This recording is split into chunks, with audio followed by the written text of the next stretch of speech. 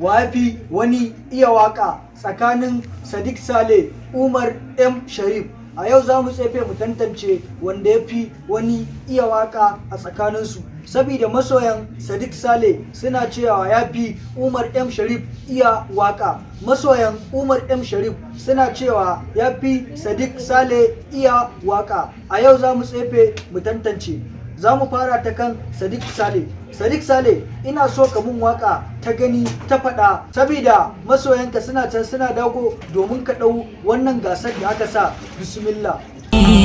Ban baki lankati ko da kin min laifi soyayyar. Wannan wakar da kai ta yi kyau sosai.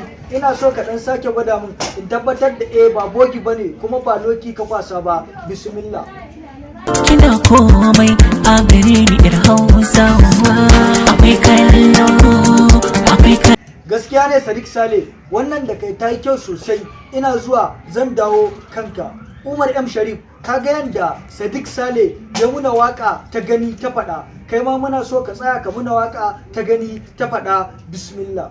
Cikin zuciya jini jijiya soyayya ta kina. Gaskiya ne Umar M Sharif, wannan wakar da kai ta yi kyau sosai.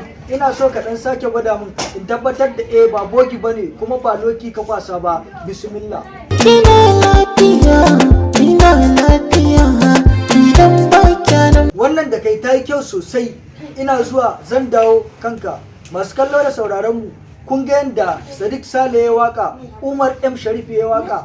To ku zan bawa alƙalanci, wane ne ya fi wani iya waka tsakanin Umar M Sharif, Sadiq Saleh? Ku sa muna a comment section. Kar ku manta ku danna muna like. Idan wannan ne farkon shigowarka, kar ka manta ka danna muna subscribing, kana ka danna muna alamar ƙararrawa domin samun shirye-shiryenmu da zarar mun ɗaura. Masarauta TV ta kuce.